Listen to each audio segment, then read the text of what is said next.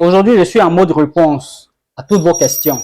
Voilà, je prends la journée d'aujourd'hui pour répondre aux différents commentaires qui sont faits par vous les abonnés.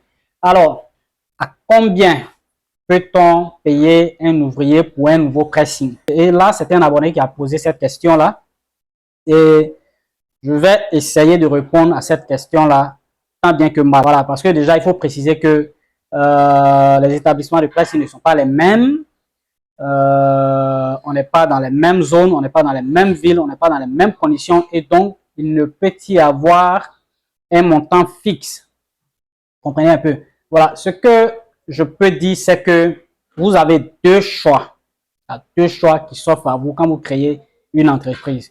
Soit vous vous préparez, ça c'est le premier choix. Si vous n'êtes pas dans le truc et que vous voulez ouvrir par exemple un pressing, alors que vous êtes déjà travailleur quelque part, vous épargnez suffisamment.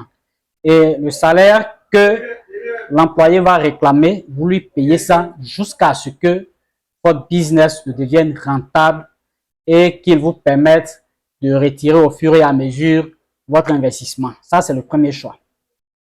Le deuxième choix, c'est que vous êtes vous-même d'abord travailleur dans le business et au fil des années ou du temps, ça peut ne pas prendre forcément des années. Et donc, vous avez une certaine maîtrise de votre comptabilité pour vous permettre de dégager les moyens de vous payer un ouvrier.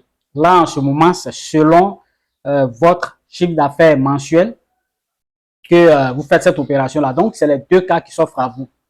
Voilà, en dehors de ça, je ne vois pas comment dans ce domaine-là, qui est encore très informel et qui est très variant selon l'endroit où on est, comment est-ce qu'il est possible de fixer un montant fixe à payer à un ouvrier, par exemple.